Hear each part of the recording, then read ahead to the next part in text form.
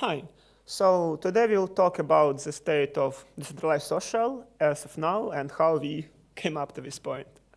My name is Iva. I have been a DeFi founder for the last 4 years.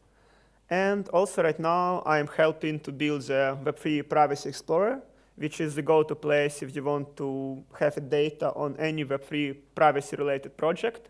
It has information on product metrics, team, funding routes, and ratings.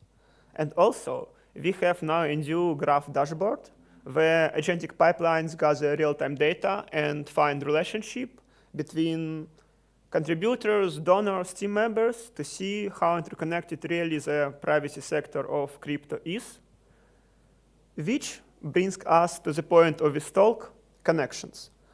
We, as a species, evolve our brain around empathy and cooperation, but current platforms hijack that impulse. They optimize for engagement, FOMO, feelings of inferiority and rage. And now look at this quote. Some of you may laugh, and that is exactly the problem, because 20 years of social media were enough to shake our beliefs in human cooperation, and that is exactly what we are trying to fix with decentralized platforms. So whose are features that emerge when you give people access to the protocol? You can use social network as a market of truth. You could control the data you share and with whom. And if your career evolves around connections, you do not have to fear of losing your social graph, like President Trump and other politicians and journalists. So I have my personal picks out of these features. I really like custom clients and the ability to adjust the UI for the features I use the most. And I really like the format of mini apps in Farcaster. I think it's like insane combination of distribution and payment in one place. It can become where Telegram bots were promised to be in 2018, if you remember, but they never achieved that. For example, I web coded a short flashcard app of speakers and people I want to talk with during FCC with some basic information and common points of collaboration. And then I just shared it in 5 seconds with my team and friends using Coinbase app. And actually yesterday I added a feature where you can get recent posts and news from person or project they're representing, to have some proper small talks with them, I suppose. And you could do it by paying 10 cents inside of the app to cover for LinkedIn and API costs and some token for ALM to aggregate that. And this is exactly the interaction of vibe coding, payment, and distribution that can solve a niche problem. And it can be achieved only inside of the crypto, inside of decentralized social. X could never do that. Another thing I want to customize is the recommendation algorithms, so I can choose what content I'm served in the small amount of time I have to browse my feed. And ideally, I want my AI agent who knows me, my preferences, my recent conversations, and my information bubble to read and filter all the posts and decide what I am served and highlight the important stuff. So why now we can pull it through? Why now? Because all the tech is finally ready. Back in 2014, the Ethereum white paper had 3-part vision of EVM as compute, Whisper as messaging, and Swarm as storage. And social was one of the big promises to deliver, but none of it actually worked. Whisper could not even handle 100 nodes. But now the full stack actually exists. Additionally, we have ZK proofs for identity, account abstraction, rollups for cheaper transaction. So the technology is here.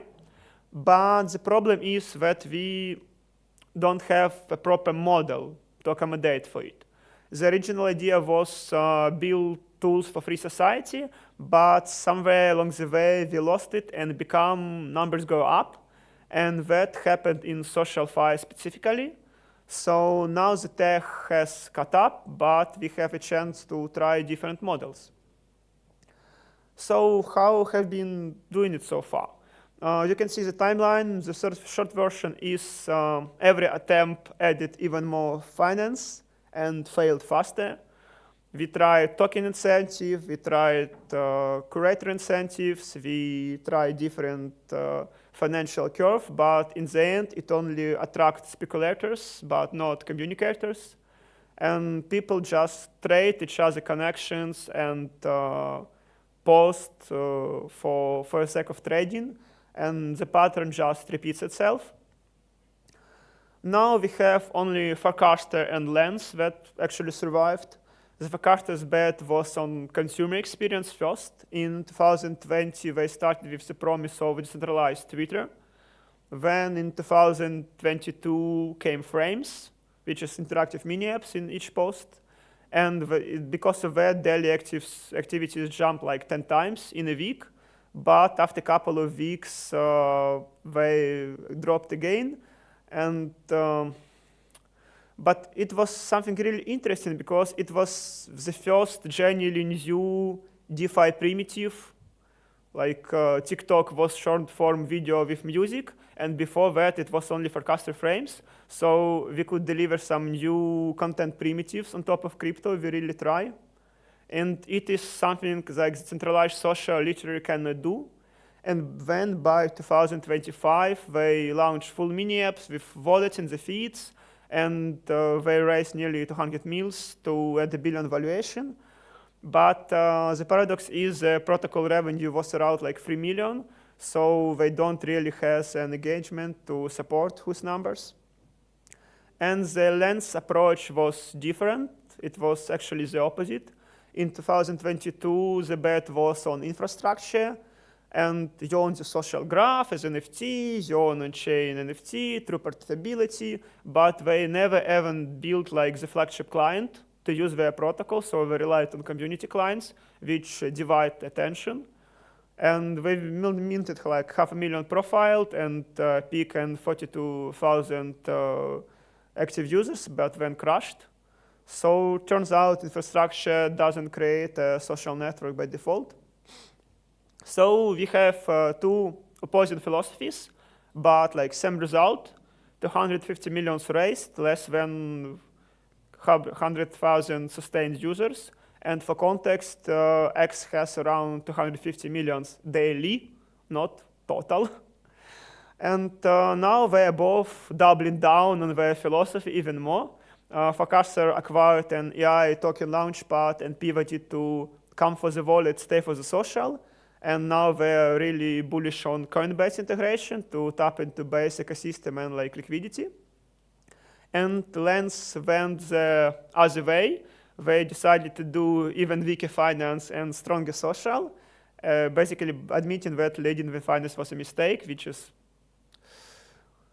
yeah. And recently in Q1 2026, a lot happens actually. Farcaster was acquired, and Lens handed all the consumer product side to Musk Network. So a pivot from bolting crypto onto Twitter to building native decentralized social. And at the same time, Vitalik sanctuary tech thesis emerged, which was about forget mass adoption and build for people who really need censorship-resistant tools, like dissident, journalists, authoritarian regimes. And the goal was to create any authority of like single-handedly like handling the social graph. But what is actually working is like people can now earn their first crypto just by posting quality content, which is cool. And mini apps really generates real revenue for their creators. And vibe coding accelerates those trends. But here's the thing, like AI also makes content free. So you get slop optimized for earning.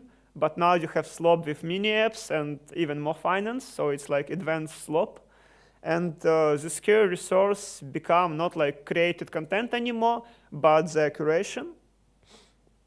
So on the one hand, like build for dissidents, build sanctuary technology, but that is probably the right thing to do. But look where the money actually went, 250 millions, and they are all chasing come for the wallet, stay for the social part. So both different approaches, but the one has money and the one has beliefs. You could guess where it will all goes. But what could the answer be? Like from my research, maybe we could try to do like shared data layer where like anyone can wipe code their own client on top. Like the data is open, they could wipe code their own like algorithms to compete with each other, and you choose which one serves you like content better. And it will be like not less content, but better filtering. And it is not only about algorithms, like creators themselves can optimize for audience too. They can use intents in DeFi, but for content. User will express what they need, and creators join opinionated DAOs that serve a specific point of view instead of appealing to everyone. And they can concentrate around a style, a topic, a perspective. So curation happens on both sides.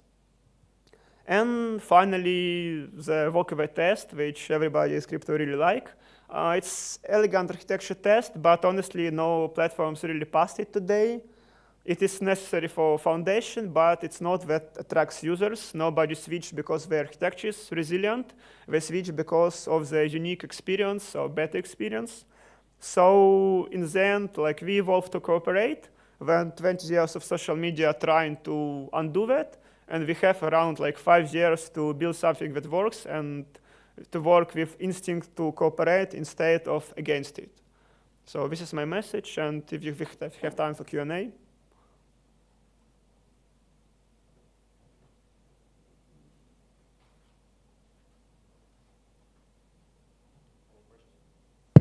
Okay. Any questions?